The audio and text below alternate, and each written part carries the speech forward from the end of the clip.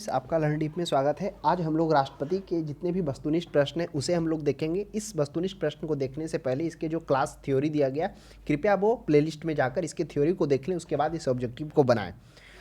पहला क्वेश्चन है, भारत के राष्ट्रपति की तुलना निम्नलिखित में से किससे करना सर्वाधिक उचित होगा? ए अमेरिका के राष्ट्रपति से, बी फ्रांस के राष्ट्रपति से, सी ब्रिटेन के सम्राट से और डी श्रीलंका के राष्ट्रपति से।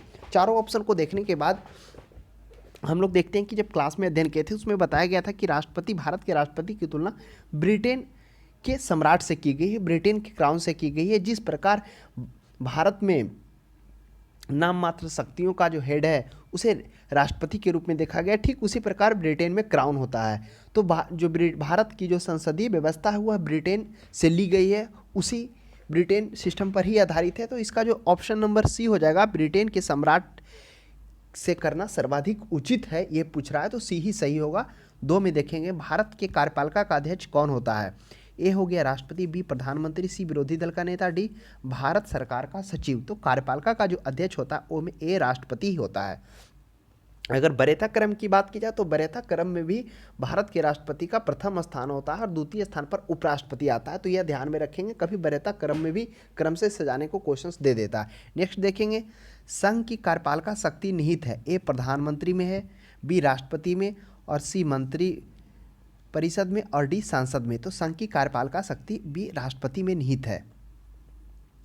उसके बाद हम लोग नेक्स्ट देखेंगे, भारत का राष्ट्रपति भारत का प्रधान होता है, बी में राज्य प्रधान नहीं है, सी में केवल सरकार का प्रधान है, डी में राज्य और सरकार दोनों का प्रधान है।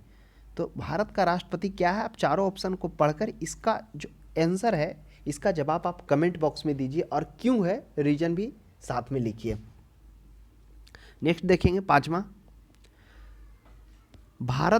भारतीय संविधान के अनुसार देश का प्रथम नागरिक कौन होता है? ए राष्ट्रपति होता है, बी लोकसभा अध्यक्ष होता है, सी उपराष्ट्रपति होता है, डी प्रधानमंत्री होता है। इसका आंसर हो जाएगा ऑप्शन नंबर ए हो जाएगा, राष्ट्रपति जो है प्रथम भारत का नागरिक होता है, राष्ट्रपति को ही कहा जाता है। नेक्स्ट देखेंगे, भारतीय संविधान के अनुसार संघ की कार्यपालिका शक्तियां किसमें निहित है? ए प्रधानमंत्री में, बी राष्ट्रपति में, सी सांसद में और डी मंत्रिपरिषद में। जो संघ की कार्यपालिका शक्तियां हैं वह निहित है राष्ट्रपति में। तो ऑप्शन नंबर बी इसका उपयुक्त आंसर होगा।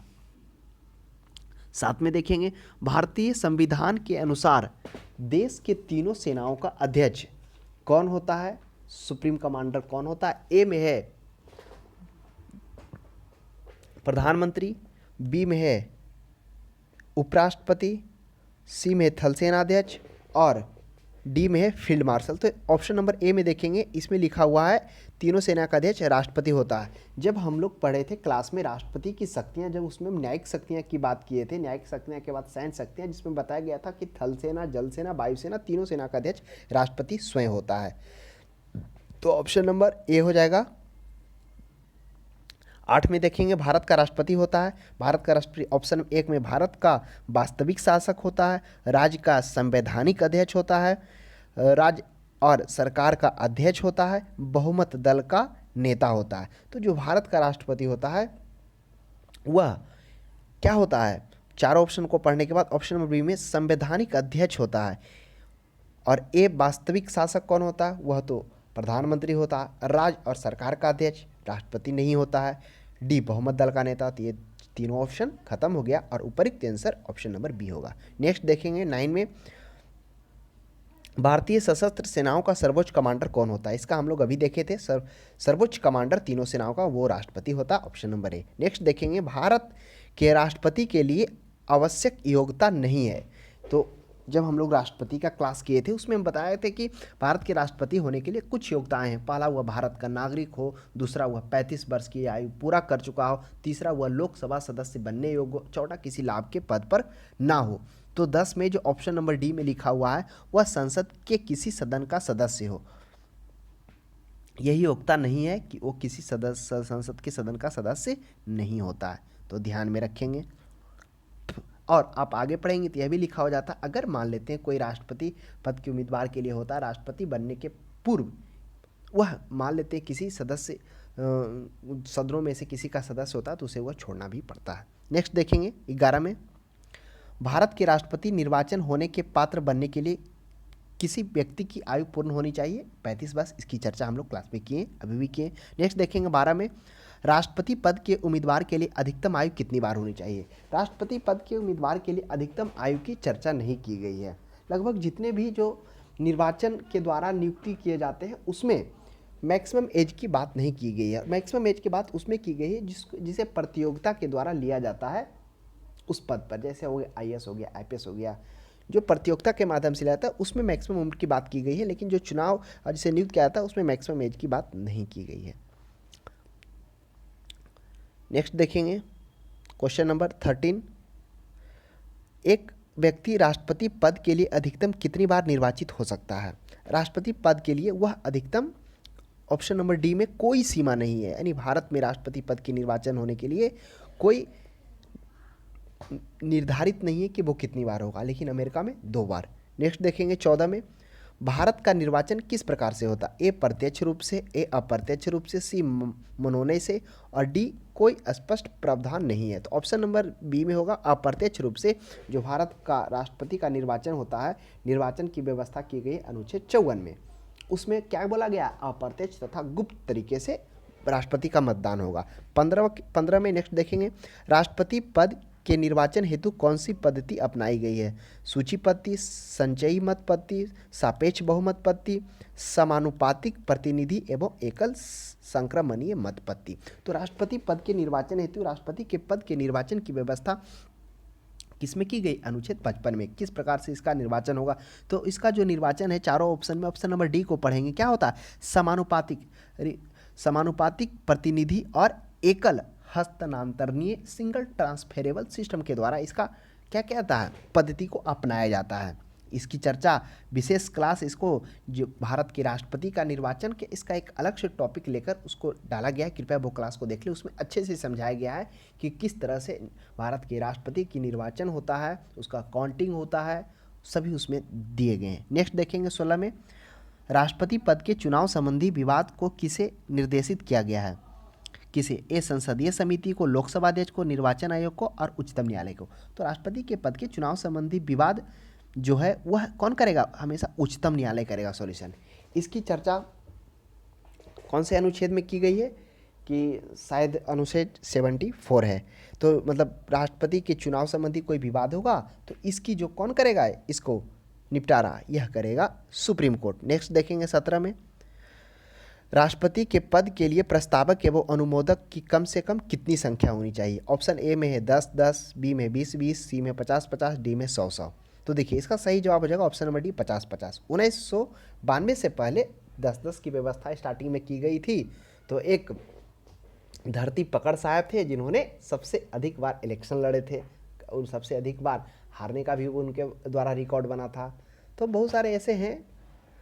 उसके बाद नेक्स्ट बात की जाए 18 में, भारत का राष्ट्रपति निर्वाचित होने के लिए निम्नलिखित में से कौन सी बात अयोग्यता मानी जाती है। भारत का नागरिक हो, 35 वर्ष की आयु पूर्ण कर चुका हो, लोकसभा का सदस्य निर्वाचन होने के लिए अहिर्त हो, कोई लाभ का पद अधिग्रहण ना कर दिया हो। तो इसका सही जवाब हो जाएगा 18 के ऑप्शन नंबर डी, कोई लाभ का पद ग्रहण किए हुए नहीं हो। और लाभ के पद का ग्रहण है या नहीं, इसकी जो व्याख्या इसको कौन करेगा, देखेगा, यह संसद देखेगा। क्वेश्चंस आगे है इसमें कि लाभ का पद है या नहीं है, इसको कौन बताएगा, यह संसद बताएगा। नेक्स्ट 19 में देखेंगे, भारत में राष्ट्रपति का चुनाव किया जाता है प्रत्यक्ष निर्वाचन द्वारा, एकल हस्तांतरणीय मत पद्धति द्वारा, अनुपातिक मत प्रणाली द्वारा, खुला बैलेट प्रणाली द्वारा। तो भारत का राष्ट्रपति का चुनाव एकल हस्तांतरणीय सिंगल ट्रांसफरेबल सिस्टम के द्वारा किया जाता है, जो हम लोग क्लास में पढ़े थे। नेक्स्ट देखेंगे 20 में, राष्ट्रपति पद का चुनाव संचालित किया जाता है लोकसभा अध्यक्ष द्वारा, प्रधानमंत्री द्वारा, निर्वाचन आयोग द्वारा, संसदीय मामलों के मंत्री द्वारा। तो ऑप्शन नंबर सी हो जाएगा, निर्वाचन आयोग द्वारा इसका संचालित किया जाता है। नेक्स्ट देखेंगे 21, भारत में किसके चुनाव में अनुपातिक प्रतिनिधि चुनाव प्रणाली अपनाई जाती है। हम लोग जानते हैं कि जो समान अनुपातिक प्रतिनिधित्व प्रणाली वह सिर्फ राष्ट्रपति के चुनाव में, तो ऑप्शन नंबर डी हो जाएगा, राष्ट्रपति के चुनाव में अपनाया जाता है। नेक्स्ट 22 में देखेंगे,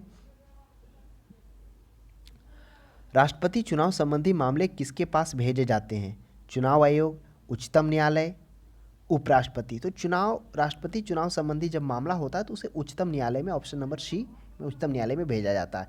नेक्स्ट देखेंगे 23, किस अनुच्छेद के तहत राष्ट्रपति उपराष्ट्रपति के निर्वाचन से संबंधित विवाद का निर्णय उच्चतम न्यायालय द्वारा करने का प्रावधान संविधान में किया गया है? तो इसका हो जाएगा ऑप्शन नंबर डी, अनुच्छेद 71 के तहत राष्ट्रपति उपराष्ट्रपति के निर्वाचन संबंधी जो विवाद है वह उच्चतम न्यायालय द्वारा करने का प्रावधान है। जहाँ पे अभी हम लोग जो चर्चा किए थे जिसमें हम 74 बोल दिए थे, उसका सही होगा क्या? अनुच्छेद 71 में बात की गई है कि अगर राष्ट्रपति और उपराष्ट्रपति के चुनाव संबंधी कोई विवाद होगा, कोई शंका होगा, तो वह अनुच्छेद 71 के तहत सुप्रीम कोर्ट उसका सॉल्यूशन करेगा। नेक्स्ट देखेंगे 24 में, राष्ट्रपति पद के चुनाव प्रचार हेतु कितना समय मिलता है? ए में 1 माह, बी में 2 सप्ताह, सी में 1 सप्ताह और डी में 3 सप्ताह। तो कृपया आप इसे बताएं कि राष्ट्रपति पद के उम्मीदवार को चुनाव हेतु कितना समय दिया जाता है? 24 में देखेंगे।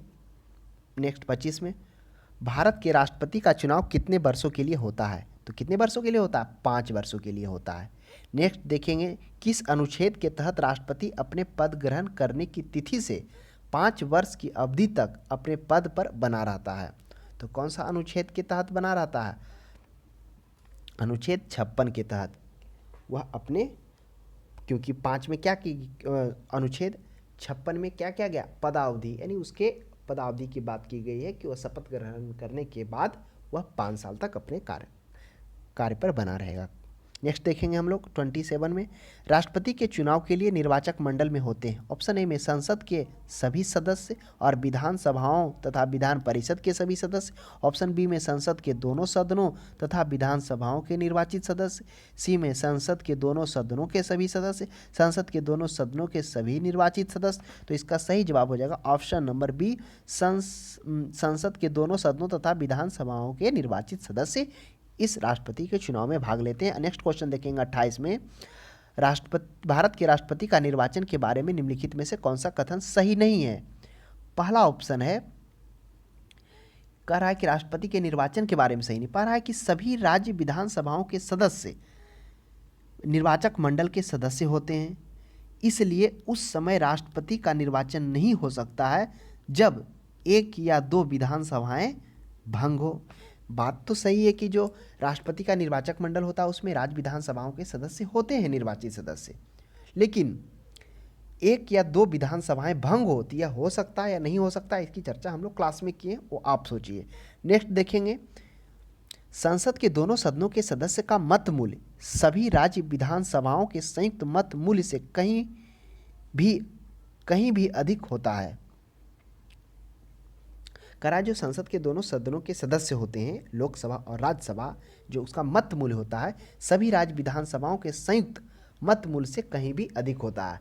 हालांकि थोड़ा बहुत का अंतर पड़ता है, इसकी चर्चा भी हम लोग क्लास में किए हैं, जिसमें हम एक एमपी और एक विधायक का जब मत मूल्य निकाले थे, तो इसीलिए वही समान अनुपातिक प्रतिनिधि प्रणाली का प्रयोग किया गया ताकि दोनों को क्या मिले, जो उससे रिजल्ट आए उसको दोनों समान मात्रा में हो। ऐसा नहीं कि जहाँ जनसंख्या ज़्यादा हो वहाँ का मत मूल्य ज़्यादा हो जाए। तो इसकी चर्चा भी की है, तो इस पर विचार करिए आप। सी में है, कोई उम्मीदवार यदि मतों का बहुमत प्राप्त कर लेता है तो वह स्वतः ही निर्वाचित नहीं हो जाता। करा अगर कोई उम्मीदवार मत का बहुमत प्राप्त कर लेता है तो स्वतः ही निर्वाचित नहीं हो जाता। डी में देखेंगे, राष्ट्रपति के निर्वाचन के संबंध में यदि कोई विवाद हो तो सर्वोच्च न्यायालय के क्षेत्राधिकार में नहीं आता। डी तो सरासरी गलत है। तो इसका जो सही जवाब क्या होगा वो कृपया आप कमेंट बॉक्स में बताएं। डी तो इसलिए बिल्कुल गलत होगा क्योंकि राष्ट्रपति के निर्वाचन संबंधी या उपराष्ट्रपति के निर्वाचन संबंधी कोई विवाद होता सर्वोच्च न्यायालय के क्षेत्राधिकार में ही आता है। नेक्स्ट क्वेश्चन देखेंगे 29, भारत के राष्ट्रपति को उसके पद से हटाया जा सकता है भारत के प्रधानमंत्री द्वारा, लोकसभा के द्वारा, भारत के मुख्य न्यायाधीश द्वारा, संसद द्वारा। तो भारत के राष्ट्रपति को किसके द्वारा हटाया जा? संसद के द्वारा महाभियोग को लाकर। नेक्स्ट देखेंगे 30 में, भारत के राष्ट्रपति के पद को हटाने की प्रक्रिया क्या है? ऑप्शन ए में संसद के द्वारा अविश्वास प्रस्ताव, बी में मंत्रिपरिषद का राष्ट्रपति को हटाने के संबंधी प्रस्ताव, सी में सर्वोच्च न्यायालय का निर्देश, संसद द्वारा महाभियोग। तो राष्ट्रपति के हटाने की प्रक्रिया क्या है? संसद द्वारा महाभियोग। नेक्स्ट देखेंगे 31, संविधान के उल्लंघन के लिए राष्ट्रपति के विरुद्ध अभियोग कार्यवाही किसमें शुरू की जा सकती है? लोकसभा में, राज्यसभा में, संसद के किसी सदन में, उच्चतम न्यायालय में। तो इसका सही जवाब हो जाएगा संसद के किसी भी सदन में क्या किया सकता है, उसके विरुद्ध कार्रवाई किया जा सकता है, महाभियोग शुरू किया जा सकता है। नेक्स्ट देखेंगे 35 में, राष्ट्रपति को हटाया जा सकता है अविश्वास प्रस्ताव लाकर, संविधान संशोधन से, कानूनी कार्रवाई से, महाभियोग द्वारा। तो राष्ट्रपति को हटाने की प्रक्रिया है महाभियोग द्वारा। और यह महाभियोग कैसा हो, वह लोकसभा और राज्यसभा दोनों में पारित कैसे हो, साधारण बहुमत द्वारा नहीं, 2/3 बहुमत के द्वारा। नेक्स्ट देखेंगे 33, राष्ट्रपति पर महाभियोग किस आधार पर लगाया जाता है? ऑप्शन ए में किसी भी आधार पर, बी में संविधान के अतिक्रमण करने पर, राज्य विधानसभा को भंग करने पर, उपराष्ट्रपति को राष्ट्रपति बनाने पर। तो ऑप्शन नंबर बी में देखेंगे संविधान के अतिक्रमण होने पर वह क्या कर सकता है, संसद के द्वारा महाभियोग लाकर राष्ट्रपति को हटाया जा सकता है। 34 में देखेंगे राष्ट्रपति पर महाभियोग की प्रक्रिया किस देश के संविधान से ली गई है? ऑप्शन ए में है अमेरिका, बी में है सोवियत संघ, सी में है जापान और डी में है आयरलैंड। तो इसका जो सही जवाब हो जाएगा 34 का ऑप्शन नंबर ए, अमेरिका से महाभियोग की प्रक्रिया ली गई है। नेक्स्ट देखेंगे 35 में, भारतीय राष्ट्रपति को किस परिस्थिति में अपने पद से त्यागपत्र देना पड़ता? महाभियोग लगाने पर, रिश्वत लेने पर, प्रधानमंत्री के कहने पर, संसद में वक्तव्य ना देने पर। तो महाभियोग लगने पर उसे त्यागपत्र देना पड़ता। नेक्स्ट देखेंगे 36 में, कार्यकाल पूर्ण होने पर पहले भारत के राष्ट्रपति को उनके पद से कौन हटा सकता है? ए प्रधानमंत्री, बी उपराष्ट्रपति, सी उच्चतम न्यायालय के मुख्य न्यायाधीश और डी संसद द्वारा महाभियोग। तो संसद द्वारा महाभियोग, तो 36 का क्या हो जाएगा, डी हो जाएगा। कह रहा है कि भारत के राष्ट्रपति को उनके पद से कौन हटा सकता है? तो संसद ही हटा सकता है महाभियोग लाकर। नेक्स्ट देखेंगे 37 में, राष्ट्रपति पर महाभियोग का आरोप एक संकल्प के रूप में संसद के किसी भी सदन में लाया जा सकता है। यह कम से कम कितने दिन की लिखित सूचना के बाद प्रस्तुत किया जाना चाहिए? यानी महाभियोग लाने से पहले यह लिखा गया है कि राष्ट्रपति को 14 दिन पूर्व सूचना दिया जाता है। तो ऑप्शन नंबर बी में 14 हो जाएगा। नेक्स्ट देखेंगे 38 में, सदन में राष्ट्रपति के विरुद्ध महाभियोग प्रस्ताव पास करने के लिए कितने सदस्यों का समर्थन होना चाहिए? ध्यान से पढ़ेंगे। ऑप्शन ए में है सदन में उपस्थित और मतदान करने वाले कम से कम 2/3 सदस्य, बी में सदन के कुल सदस्यों में से कम 2/3 सदस्य, सदन के कुल सदस्यों में से बहुसंख्यक सदस्य, सदन के विशेष बहुमत। तो 38 का सही जवाब हो जाएगा सदन में कुल सदस्यों में से कम 2, यानी जो जितने भी सदस्य हैं उसमें से 2/3 से वह पारित होना चाहिए, तभी महाभियोग लगेगा। नेक्स्ट क्वेश्चन देखेंगे 39 में, भारत के राष्ट्रपति को कार्य अवधि की समाप्ति पूर्व भी पद से हटाया जा सकता है।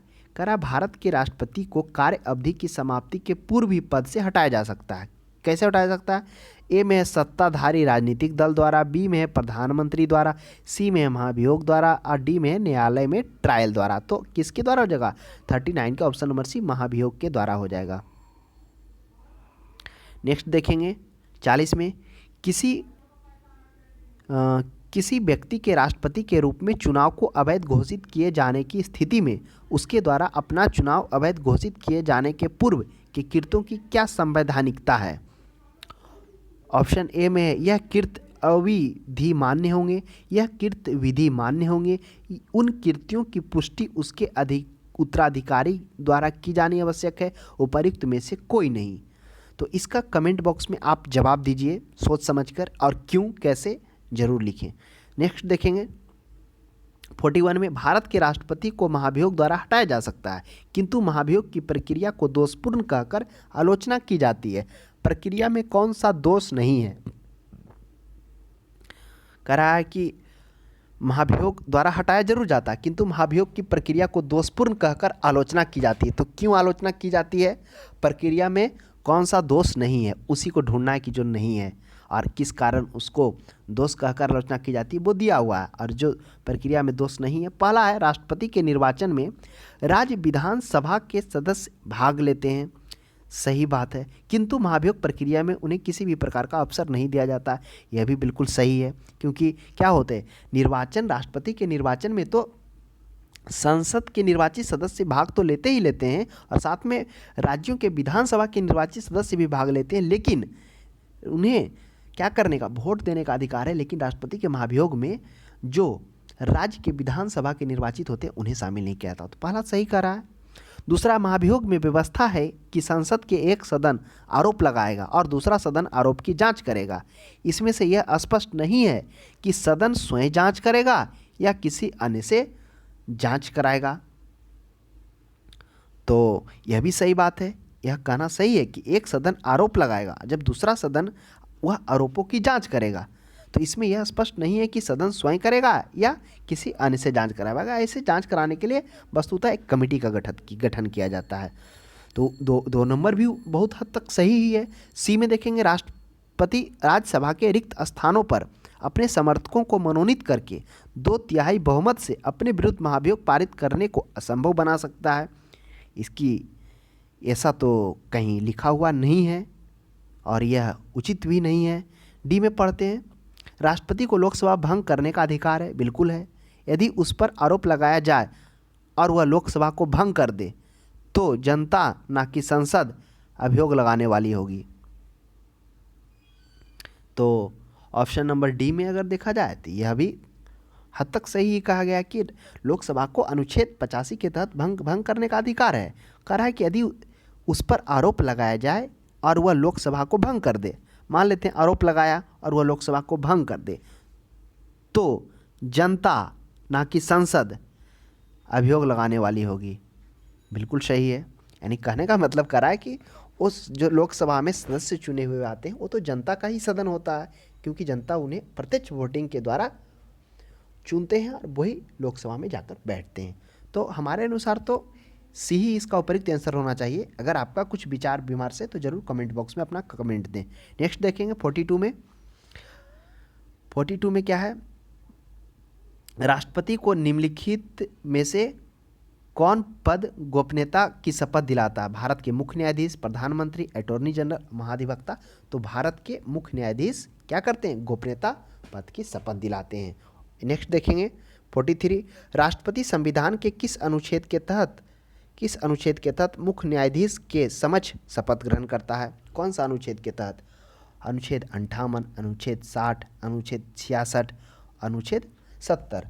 तो 60 में उसकी शपथ की बात की गई है। नेक्स्ट देखेंगे 44 में देखेंगे, 44 में है, मुख्य न्यायाधीश की अनुपस्थिति में राष्ट्रपति किसके समक्ष शपथ लेता है? अगर मुख्य न्यायाधीश अनुपस्थित हैं तो क्या होंगे? जो सर्वोच्च न्यायालय के वरिष्ठ न्यायाधीश होंगे उनके समक्ष वो शपथ लेंगे, यह ध्यान में रखेंगे। 45 में है कि यदि राष्ट्रपति उपराष्ट्रपति दोनों देश के बाहर हों तो उस स्थिति में उनके कार्यभार को कौन ग्रहण करेगा? दोनों हैं तो सर्वोच्च न्यायालय के मुख्य न्यायाधीश ग्रहण करेगा। यह कब लागू किया गया था? यह तब लागू किया गया इंदिरा गांधी के कार्यकाल में इस प्रावधान को लाया गया था, ध्यान में रखेंगे। नेक्स्ट है 46 में, यदि राष्ट्रपति त्यागपत्र देना चाहे तो वह अपना त्यागपत्र किसे दे सकता है? वह अपना त्यागपत्र उपराष्ट्रपति को दे सकता है और उपराष्ट्रपति अपना त्यागपत्र राष्ट्रपति को दे सकता है। नेक्स्ट देखेंगे 47 में, राष्ट्रपति के त्यागपत्र की सूचना उपराष्ट्रपति किसको देता है? अगर राष्ट्रपति उपराष्ट्रपति को त्यागपत्र की सूचना देता है तो यह आपको पता होना चाहिए, वह सबसे पहले वह जो बताता है वह लोकसभा अध्यक्ष को बताता है। कौन? उपराष्ट्रपति। इसकी सूचना सबसे पहले लोकसभा अध्यक्ष को देता है। तो प्रश्न ध्यान में रखेंगे, ऑप्शन सी सही होगा। 48 है, एक ही समय में यदि राष्ट्रपति उपराष्ट्रपति दोनों का पद रिक्त हो जाए तो राष्ट्रकृत के कृत्यों का निर्वहन कौन करेगा? आपको पता हो, अगर राष्ट्रपति उपराष्ट्रपति नहीं हो तो उस स्थिति में भारत के मुख्य न्यायाधीश कृत्य का निर्वहन करेगा। तो ऑप्शन नंबर बी हो जाएगा।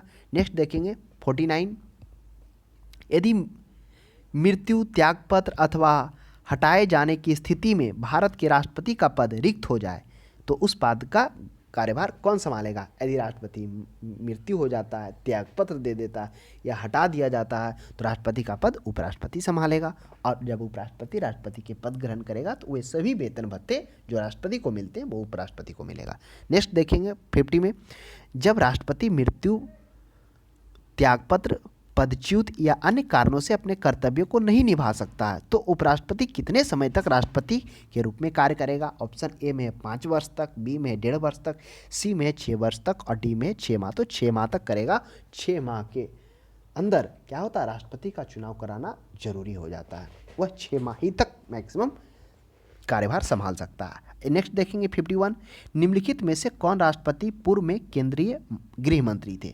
तो ऑप्शन ए में है बीबी गिरी, ऑप्शन बी में ज्ञानी जैल सिंह, और सी में है डॉक्टर जाकिर हुसैन, और डी में है आर वेंकट रमन।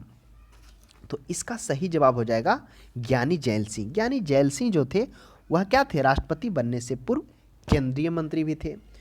थोड़ा सा बीबी गिरी के बारे में जानेंगे। बीबी गिरी चौथे राष्ट्रपति के रूप में थे, कार्यवाहक के रूप में वह चौथे राष्ट्रपति थे व्यक्तिगत रूप से। लेकिन जो चुनाव से अगर देखा जाए तो चुनाव के माध्यम से, क्योंकि क्या रहे थे डॉक्टर राजेंद्र प्रसाद 2 बार रहे थे, तो 2 बार तो चुनाव उन्हीं के टाइम में हो गया था। उसके बाद बात की जाए तो कौन आए थे? उसके बाद शायद सर्वपल्ली राधाकृष्णन आए थे, फिर डॉक्टर जाकिर हुसैन आए थे। तो इस तरह से बीबी गिरी जिनका शासनकाल रहा है, बीबी गिरी कब बने थे जी? जब वो उपराष्ट्रपति के पद पर थे। तो राष्ट्रपति के पद पर कौन थे? जाकिर हुसैन थे। तो जाकिर हुसैन की मृत्यु हो जाती है कार्यकाल के दौरान, तभी बीबी गिरी को उपराष्ट्रपति से राष्ट्रपति का कार्यभार संभालना पड़ता। इसमें और रोचक कहानियां हैं कि जब बीबी गिरी राष्ट्रपति का पद संभालते हैं तब उनको क्या होता है? इंदिरा गांधी के द्वारा वहाँ पर एक इंडिकेशन मतलब मिलता है और वो राष्ट्रपति का चुनाव भी लड़ते हैं। पहली बार यह क्या होते हैं? बिना बहुमत, यानी बिना सरकार की तरफ से तो नीलम संजीव रेड्डी उधर खड़ा होते हैं, लेकिन फिर भी वो हार जाते हैं और ये सबसे कम वोट के साथ बीबी गिरी राष्ट्रपति पद का चुनाव द्वितीय चरण में जीतते हैं। तो ये काफ़ी अच्छा है, इससे रिलेटेड है, पढ़ेंगे। इसकी चर्चा थोड़ा बहुत क्लास में भी हम किए हैं। नेक्स्ट देखेंगे 52 में देखेंगे। तो 51 का ज्ञानी जैल सिंह हो गया, और डॉक्टर जाकिर हुसैन वो कौन थे? तीसरे राष्ट्रपति थे। इन्हीं के मरने के बाद बीबी गिरी बने थे, ध्यान में रखेंगे। आर वेंकट रमन पहले उपराष्ट्रपति थे। नेक्स्ट देखेंगे 52 में, भारत के राष्ट्रपति निर्वाचन होने से पूर्व निम्न में कौन उपराष्ट्रपति नहीं थे? ए डॉक्टर राधाकृष्ण, डॉक्टर जाकिर हुसैन, बीबी गिरी, ज्ञानी जैल सिंह। तो कह रहा ज्ञानी जैल सिंह ऐसे व्यक्ति थे जो राष्ट्रपति बनने से पहले क्या थे? उपराष्ट्रपति नहीं थे। बीबी गिरी तो थे ही, इनकी चर्चा भी हुई। डॉक्टर जाकिर हुसैन भी थे और डॉक्टर एस राधाकृष्णन भी थे। नेक्स्ट देखेंगे, भारत के चौथे राष्ट्रपति थे बीबी गिरी थे। देखिए इसकी चर्चा अभी हम लोग किए हैं। चौथे में बताए थे कि कौन थे? ऑप्शन ए में है बीबी गिरी, और डी में है डॉक्टर एस राधाकृष्णन, और डी में फारूक अली अहमद, डॉक्टर जाकिर हुसैन।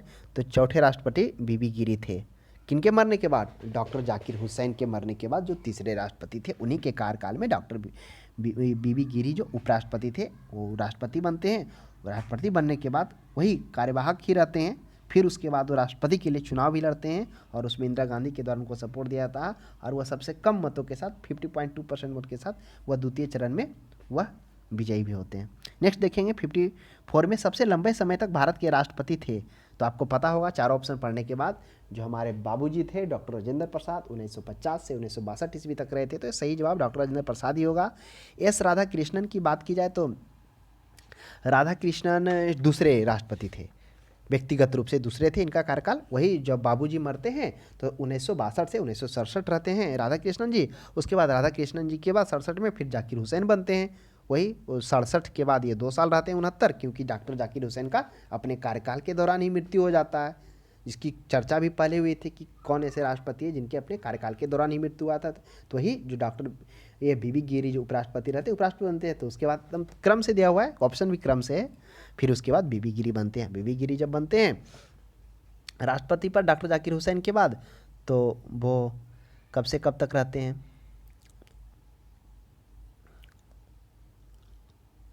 वह रहते हैं 69 से 74 तक। नेक्स्ट देखेंगे 55 में, भारत के राष्ट्रपति चुने जाने वाले प्रथम कांग्रेसी उम्मीदवार कौन थे? गैर कांग्रेसी उम्मीदवार।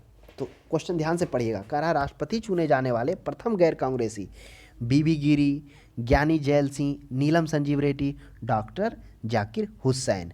तो इसका जो सही जवाब हो जाएगा 55 का ऑप्शन नंबर ए, बीबी गिरी। कैसे? ध्यान समझिए, क्योंकि जब बीबी गिरी राष्ट्रपति के लिए लड़े थे उस टाइम सरकार की ओर से नीलम संजीव रेड्डी को उस सरकार की तरफ से प्रपोजल किया गया था राष्ट्रपति के लिए। और वही जिसमें नीलम संजीव रेड्डी को खड़ा किया गया था, उसमें बीबी गिरी खड़ा हुए थे और नीलम संजीव रेड्डी की क्या हुई थी, हार हुई थी, जिसमें द्वितीय चरण में डॉक्टर बीबी गिरी जीते थे। इसी में कौन होता, प्रधानमंत्री इंदिरा गांधी अंदर आत्मा की आवाज़ बोलती है कि आप किसी पार्टी की तरफ से वोट नहीं डालिए, अंतर आत्मा की आवाज़ से वोट डालिए। इसलिए जब हर बार राष्ट्रपति का चुनाव होता है तो ये शब्द बोला जाता है कि आप पार्टी के दबाव में नहीं, अंतर आत्मा की आवाज़ से वोटिंग डालिए। लेकिन आज उसके बाद से कभी ऐसा बदलाव देखने को नहीं मिला है।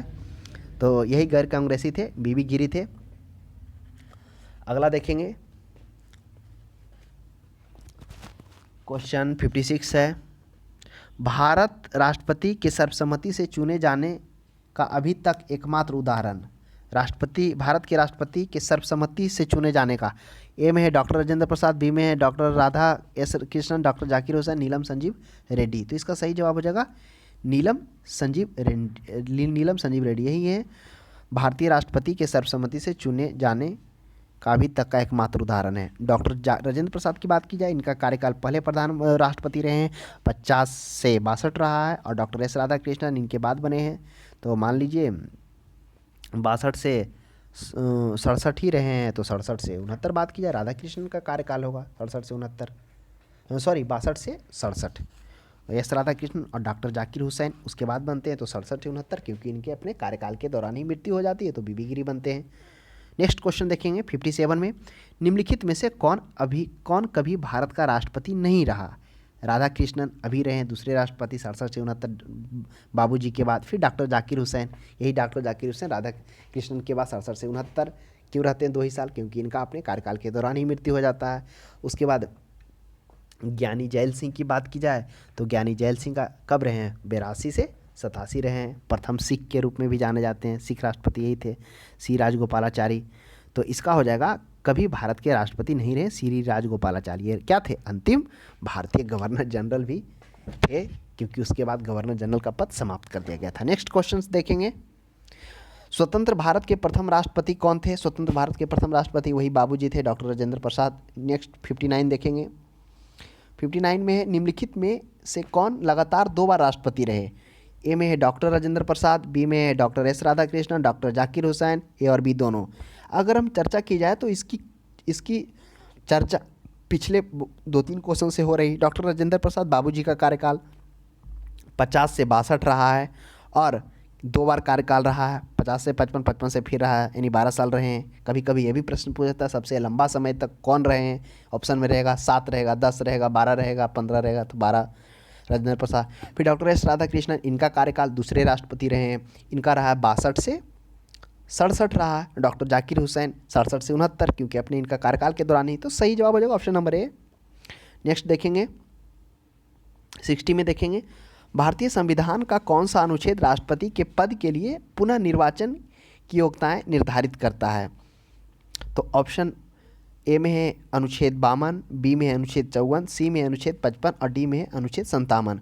तो पुनः निर्वाचन की बात की जाए तो एक बार क्रम से हम चर्चा कर देते हैं। 52 में इसके पद की बात की गई है, 53 में कार्य व शक्ति की बात की गई है, 54 में निर्वाचन की बात की गई है और 55 में निर्वाचन की रीति की बात की गई है और 56 में निर्वाचन की नीति रीति की बात की गई है और 56 में पदावधि की बात की गई है। तो इसका जो पुनः निर्वाचन हो जाएगा वह 57 में की गई है पुनः निर्वाचन के बाद, ऑप्शन नंबर डी 57।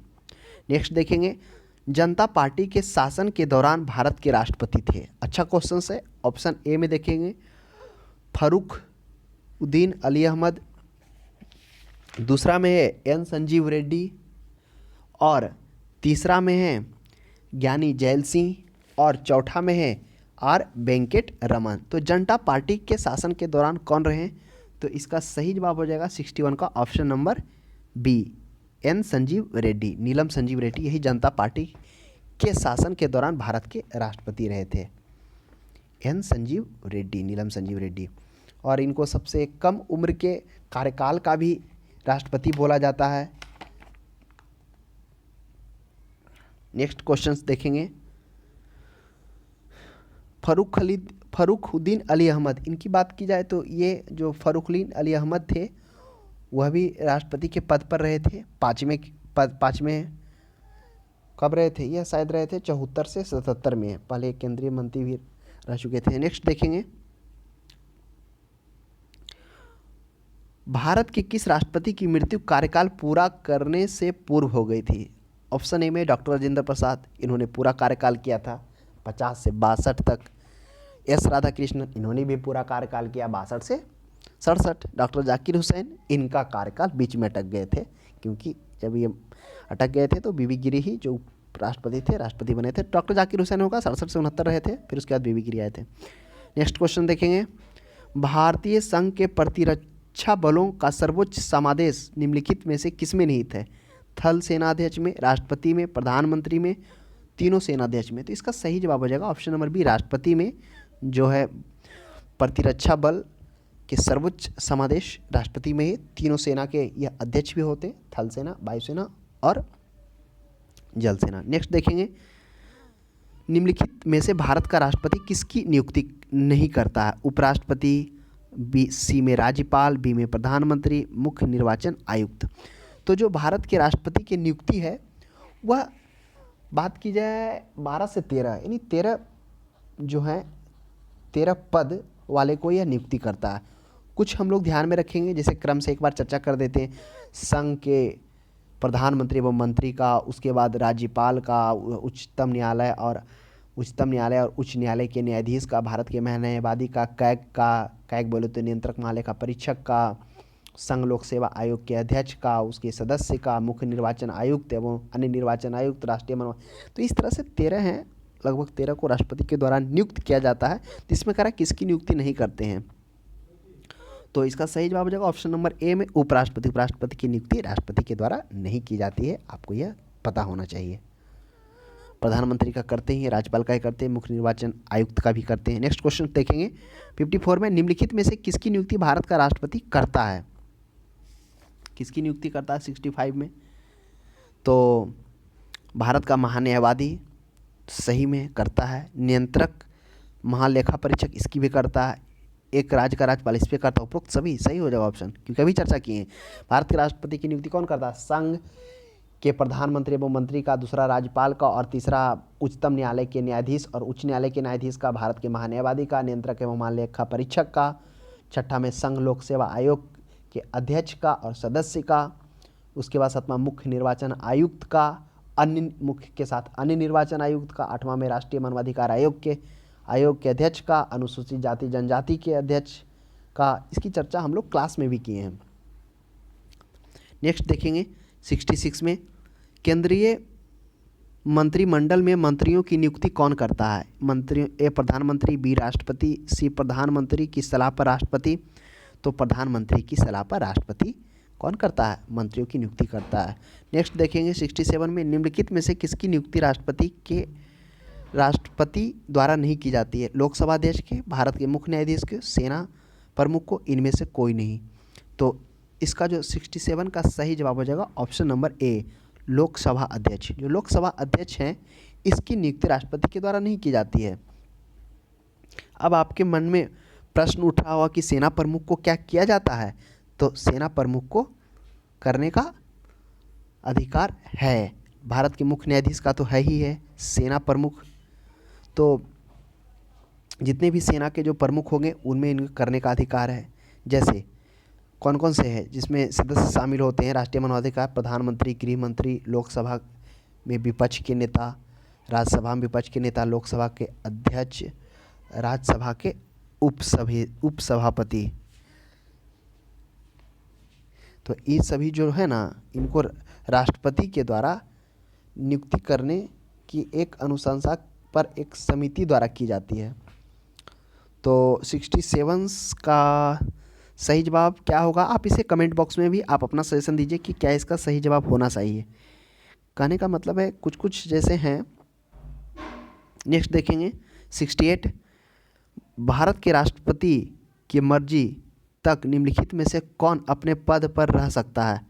अपने मर्जी, ए सर्वोच्च न्यायालय के न्यायाधीश, चुनाव आयुक्त, राज्यपाल, लोकसभा अध्यक्ष। तो राष्ट्रपति की मर्जी तक कौन अपने रह सकता है? तो इसकी चर्चा हम लोग किए हैं। कौन रह सकता है मर्जी तक? इसका सही जवाब हो जाएगा ऑप्शन नंबर सी, राज्यपाल। राज्यपाल जो है राष्ट्रपति के मर्जी तक अपने पद पर रह सकता है। बहुत सारे ऐसे राज्यपाल होंगे जो आपको सुनने में आया होगा कि 2-3 राज्य के रह चुके हैं।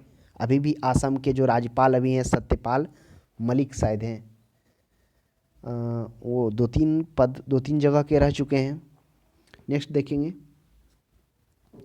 69 में देखेंगे, निम्नलिखित में से किसे राष्ट्रपति नियुक्त नहीं करता है? वित्त आयोग जिसकी चर्चा हम लोग किए हैं अनुच्छेद 280 के तहत करता है। योजना आयोग, राजकीय भाषा आयोग, संघ लोक सेवा आयोग यूपीएससी की करता है। योजना आयोग को नहीं करता है। और राजकीय भाषा आयोग का किया जाता है क्योंकि 13वां में राजकीय भाषा आयोग ही है। वित्त आयोग, तो ऑप्शन नंबर 20 सही हो जाएगा। योजना आयोग को राष्ट्रपति नियुक्त नहीं करता है। नेक्स्ट देखेंगे 70 में वित्त बिल के लिए किसकी पूर्व स्वीकृति आवश्यक है? किसको स्वीकृति वित्त बिल के लिए? आपको पता होना चाहिए कुछ ऐसे बिल हैं जिसमें राष्ट्रपति के हस्ताक्षर पूर्व चाहिए, यानी उनकी अनुमति पूर्व चाहिए। जैसे हम लोग इसकी क्लास में चर्चा किए थे धन विधेयक पर, संचित निधि से धन निकालने संबंधित, फिर क्या है संविधान संशोधन, तो ये सभी में जिसमें राष्ट्रपति की संतुति पूर्व में चाहिए। तो इसमें ऑप्शन ए में देखेंगे प्रधानमंत्री, वित्त मंत्री, भारत के राष्ट्रपति, तो इसका सही जवाब हो जाएगा 70 का ऑप्शन नंबर बी, स्वीकृति आवश्यक है। अच्छा, वित्त बिल के लिए किसकी स्वीकृति आवश्यक है? तो वित्त बिल के लिए राष्ट्रपति की स्वीकृति आवश्यक है, यानी राष्ट्रपति को स्वीकृति लेना आवश्यक होगा पहले। नेक्स्ट देखेंगे 71 में, किसी भी अभियुक्त की फांसी की सज़ा को बदलने या कम करने का अधिकार किसे दिया गया है? फांसी की सज़ा को माफ़ करने का सिर्फ अनुच्छेद 72 के तहत, क्षमादान के तहत राष्ट्रपति को दिया गया। यह आप ध्यान में रखेंगे। ऑप्शन नंबर ए इसका सही जवाब हो जाएगा। नेक्स्ट देखेंगे 72 में राष्ट्रपति द्वारा संसद के दोनों सदनों के लिए कुल कितने सदस्यों को नामित किया जाता है? 14, 16, 10, 12। तो इसका जो सही जवाब हो जाएगा दोनों सदनों के लिए, लोकसभा में 2, राज्यसभा में 12, option number A 14 total. Next देखेंगे 73 में, भारत के राष्ट्रपति को यह अधिकार प्राप्त नहीं है कि वह क्षमा प्रदान करे, क्षमा प्रदान करने का तो अधिकार है ही, न्यायालय के न्यायाधीश को हटाए, आपातकाल की घोषणा करे, यह भी अधिकार है, अध्यादेश जारी करे ही। न्यायालय के न्यायाधीश को हटाने का प्रावधान राष्ट्रपति को नहीं है। नेक्स्ट देखेंगे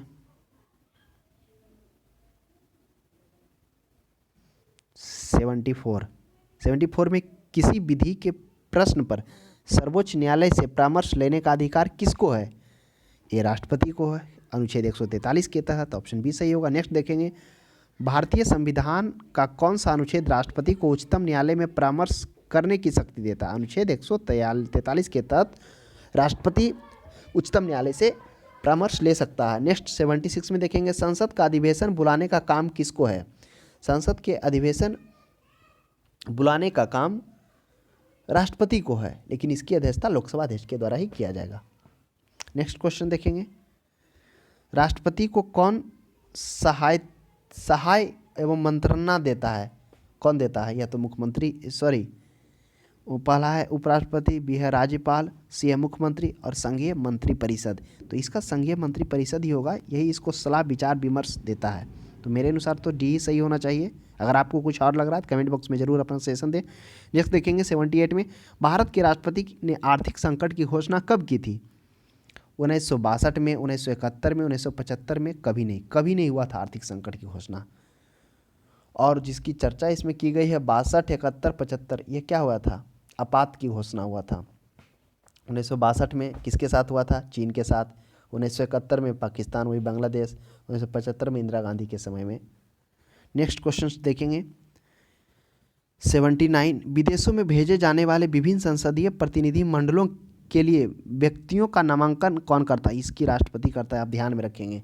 जो भी विदेश भेजे जाते हैं उनके संसदीय मंत्रिमंडलों के लिए व्यक्तियों का नामांकन किया जाता है खुद राष्ट्रपति। 80 में देखेंगे, भारत के निम्नलिखित में से किस न्यायाधीश ने कुछ समय तक भारत के राष्ट्रपति के रूप में कार्य किया? तो कौन काम किए? ये है न्यायमूर्ति राजेंद्र गटकर, न्यायमूर्ति एच कानिया, सी में है न्यायमूर्ति PN भागवती और डी में है न्यायमूर्ति हिदायतुल्लाह। तो इसका 80 का सही जवाब हो जाएगा ऑप्शन नंबर डी, हिदायतुल्लाह जी।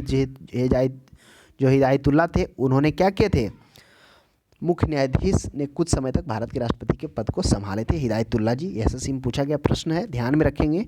नेक्स्ट क्वेश्चन है 81 में, निम्नलिखित में से कौन राष्ट्रपति का कार्य नहीं है। पहला, लोकसभा का सत्र बुलाना, लोकसभा का विघटन करना, लोकसभा का सत्रावसान करना, किसी सत्र के अंतर्गत लोकसभा की बैठकों को आहुति करना। तो देखिए, लोकसभा का विघटन करना अनुच्छेद 85 के तहत यह अधिकार तो है ही है। उसके बाद लोकसभा का सत्रावसान करना, यह भी राष्ट्रपति का अधिकार है। इसकी चर्चा हम लोग किस में किए हैं, विधायी शक्ति में किए हैं, कि संसद को बुलाने, सत्रावसान करने, लोकसभा को विघटन करने का अधिकार राष्ट्रपति को है। और 81 की बात की जाए तो लोकसभा का सत्र बुलाने का भी अधिकार है। किसी डी में है किसी सत्र के अंतर्गत लोकसभा की बैठकें आहूत कराना, किसी सत्र के अंतर्गत, किसी, ये नहीं होगा, ऑप्शन नंबर डी किसी में नहीं होगा।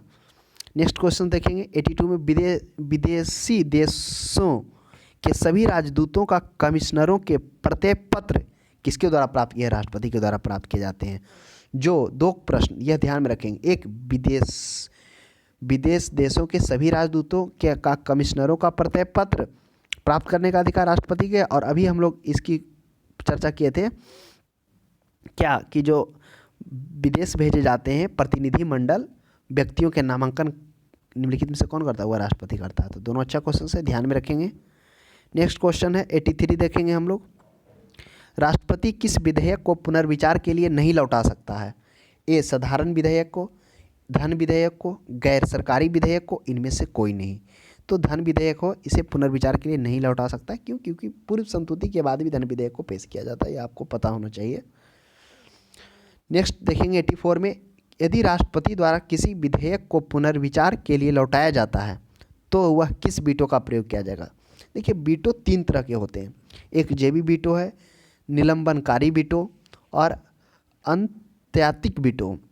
निलंबनकारी वीटो को सस्पेंशन वीटो कहा जाता है, जेबी को पॉकेट वीटो कहा जाता है और अंत्यातिक वीटो को एब्सोल्यूट वीटो कहा जाता है। तो कह रहा है कि पुनर्विचार के लिए जिसे लौटाया जा सकता है, किस, तो पुनर्विचार के लिए किसको लौटाया जा सकता है, यह अंत्यातिक वीटो जो है, इसी को पुनर्विचार के लिए लौटाया जा सकता है, क्योंकि इसमें गैर सरकारी व्यक्तियों द्वारा यह लाया हुआ स्पेशली रहता है, इसलिए इसे कह सकता है। नेक्स्ट 84 के बाद देखेंगे नेक्स्ट क्वेश्चन, पुनर्विचार के लिए लौटाया जाता है तो वह किस वीटो का प्रयोग होता है। अच्छा सॉरी, ये अंत्यातिक वीटो में लौटाया नहीं जाता है, इसको वह सस्पेंस कर सकता है, यानी निलंबनकारी वीटो के द्वारा है, कि अगर पुनर्विचार के लिए लौटाया जाता है फिर वापस बिना उसमें कुछ संशोधन हुए चलाता है तो उसमें बाध्य होता है राष्ट्रपति उसको मानने के लिए। तो इसका ऑप्शन बी सही हो जाएगा। 85 में देखेंगे, राष्ट्रपति निम्न में से किस सूची के विषय पर अध्यादेश जारी कर सकता है। राज्य सूची पर, संघ सूची पर, राज्य एवं संघ सूची पर, संघ एवं समवर्ती सूची पर। तो इसका 85 का सही हो जाएगा, राज्य सूची एवं समवर्ती सूची पर। ऑप्शन नंबर डी हो जाएगा। कैसे हो जाएगा? क्योंकि देखिए, हाल ही में क्या हुआ था, जो किसान आंदोलन हुआ था, वह जो किसान एक्ट है लाने का राज्य को भी अधिकार था और केंद्र को भी था। तो इसी कारण तो उसमें विरोधाभास हो गया ना, कि क्या किया, केंद्र ला दिया।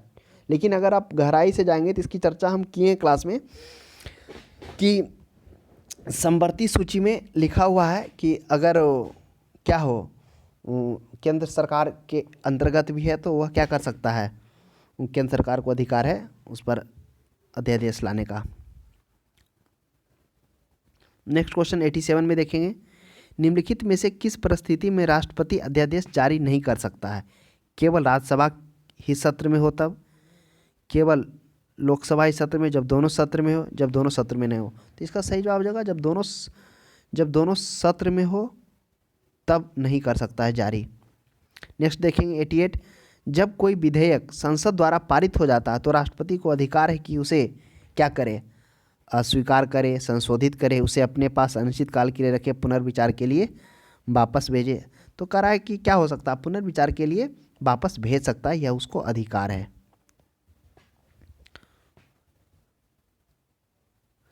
नेक्स्ट देखेंगे 89 में, भारत के राष्ट्रपति संसद के दोनों सदनों को प्रथम सत्र के प्रारंभ में कब संबोधित करते हैं? प्रतिवर्ष करते हैं, लोकसभा के प्रत्येक आम चुनाव के बाद। तो ए और बी दोनों हो जाएगा। प्रतिवर्ष भी करने का अधिकार है, लोकसभा प्रत्येक लोकसभा के चुनाव आम चुनाव के बाद। 90 देखेंगे नेक्स्ट। संविधान के अनुच्छेद 124 के अंतर्गत राष्ट्रपति को क्या अधिकार है? तो 124 के अधिकार सर्वोच्च न्यायालय के न्यायाधीशों को नियुक्ति करने का अधिकार है। और 124 हो गया, और एक अनुच्छेद और है, वो अनुच्छेद है 217। 217 के तहत क्या है? 217 के तहत है उच्च न्यायालय के न्यायाधीशों को नियुक्त करने का। नेक्स्ट देखेंगे 91 में, किसी मृत्युदंड पाए अपराधी को क्षमादान करने की शक्ति निम्नलिखित में से सिर्फ मृत्युदंड को क्षमा करने का अधिकार केवल राष्ट्रपति को है, राज्यपाल नहीं होगा, ध्यान रखेंगे। 92 में देखेंगे, अप्रत्याशित व्यय को पूर्ति के लिए निम्नलिखित में से कौन भारत का आकस्मिक निधि से धन निकाल सकता है? चूंकि जब हम इसकी चर्चा किए थे विधायी शक्ति में, वित्तीय शक्ति में, तो हम बताए थे कि संचित आकस्मिक निधि पर पूर्ण अधिकार राष्ट्रपति को होता है। तो वही कह रहा भारत को आकस्मिक निधि धन निकाल सकता है। नेक्स्ट 93 में देखेंगे, निम्नलिखित में से कौन सा अधिकार भारत के राष्ट्रपति को प्राप्त नहीं है? कौन सा अधिकार? पहला, उच्चतम न्यायालय तथा उच्च न्यायालय के न्यायाधीशों की नियुक्ति है, तो अधिकार है। दूसरा में उच्चतम न्यायालय उच्च न्यायालय के अधिकारों को स्थगित करने का। तीसरा देखेंगे, प्रधानमंत्री अन्य मंत्रियों की नियुक्ति का, ये भी है। संसद के अधिवेशन आहूतो करने 17% कही है, तो बी ऑप्शन नहीं है, उसे हस्तगत करने का अधिकार नहीं है। नेक्स्ट 94 देखेंगे, किन किन परिस्थितियों में राष्ट्रपति संसद का संयुक्त अधिवेशन आहूत कर सकता है? किन किन परिस्थितियों में? ऑप्शन ए में, एक सदन द्वारा पारित विधेयक को दूसरे सदन द्वारा रद्द कर देने पर यस किया जा सकता है। एक सदन द्वारा विधेयक में प्रस्तावित संशोधन दूसरे सदन द्वारा स्वीकार न किया जाने पर यह भी सही है और यह भी सही है, दोनों स्थिति में संयुक्त अधिवेशन बुला सकता है। तीसरा देखते हैं, एक सदन द्वारा विधेयक की प्राप्ति के 6 माह तक कोई कार्रवाई ना करना, तो यह भी सही बात है। तो ऑप्शन डी हो जाएगा, उपरोक्त में से सभी परिस्थितियों में वह संयुक्त अधिवेशन बुला सकता है, ध्यान में रखेंगे। 95 में देखेंगे, किसी संतुति के आधार पर भारत का राष्ट्रपति भारत का आकस्मिक निधि से धन व्यय कर सकता है? किसकी संतुति पर? तो आपको पता होना चाहिए कि जो आकस्मिक निधि है उस पर किसका कंट्रोल होता है? राष्ट्रपति का होता है। तो राष्ट्रपति को इसके लिए किसी की संतुति की जरूरत नहीं है, क्योंकि स्वयं उसके अंडर में होता है। नेक्स्ट 96 देखेंगे, संविधान के किस अनुच्छेद के अंतर्गत राष्ट्रपति संघीय मंत्रिपरिषद को सलाह मानने के लिए बाध्य है? तो अनुच्छेद 74 में संघीय मंत्रिपरिषद की व्यवस्था की गई, अनुच्छेद 75 में संघीय मंत्रिपरिषद का प्रधान मुख्यमंत्री होगा, उसकी व्यवस्था की गई। तो 96 में हो जाएगा, ऑप्शन नंबर ए हो जाएगा। नेक्स्ट 97 देखेंगे, युद्ध अथवा भारत पर आक्रमण होने की स्थिति में निम्नलिखित में से कौन अंतिम रूप से आक्रमणकारी के विरुद्ध युद्ध की घोषणा कर सकता है? संसद, मंत्रिमंडल, प्रधानमंत्री, राष्ट्रपति? सही होगा राष्ट्रपति। नेक्स्ट क्वेश्चन 98 में देखेंगे, भारतीय संविधान के अनुसार भारत के राष्ट्रपति का यह कर्तव्य है कि वो निम्नलिखित में से किनको संसद के पटल पर रखवाएं? संघ वित्त आयोग के सिफारिश पर, लोक लेखा समिति के प्रतिवेदन पर, नियंत्रक महालेखा परीक्षक के प्रतिवेदन को, राष्ट्रीय अनुसूचित जाति आयोग के प्रतिवेदन को।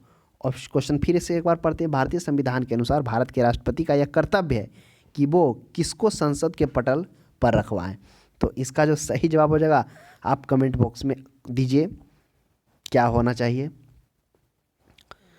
98 का। नेक्स्ट देखते हैं 99 कह रहा है, लोकसभा निम्नलिखित में से किसके द्वारा भंग की जा सकती है? तो लोकसभा को भंग करने का अधिकार किसको है? राष्ट्रपति के द्वारा, प्रधानमंत्री के कहने पे। अनुच्छेद 85 के तहत प्रधानमंत्री के परामर्श पर राष्ट्रपति के द्वारा लोकसभा को भंग किया सकता है। 100 में देखेंगे, 100 राष्ट्रपति निम्नलिखित में से किस परिस्थिति में आपातकाल की घोषणा कर सकता है? प्रधानमंत्री के मौखिक परामर्श पर, प्रधानमंत्री तथा मंत्रिमंडल के लिखित परामर्श पर, स्वविवेक से, या संसद द्वारा बहुमत से पारित प्रस्ताव पर। तो इसका जो सही जवाब है कृपया आप कमेंट बॉक्स में जरूर दें कि है जो राष्ट्रपति किन परिस्थितियों में आपातकाल की घोषणा कर सकता है। तो आज के लिए इतना ही। अब बाकी जो प्रश्न बच गए हैं उसे हम लोग अगले पार्ट में देखेंगे। तो आशा करते हैं आपको समझ में आया होगा। तो कृपया ज़रूर आप इसे 1 से 2 बार रिवीजन करें, पेन डाउन भी कर लें, और आपके पास जो भी बुक्स हैं क्वेश्चंस बैंक के, कृपया उसे उठाइए और बनाइए। आशा करते हैं आपका 99% क्वेश्चन बनेगा। तो आज के लिए इतना ही, तब तक के लिए धन्यवाद।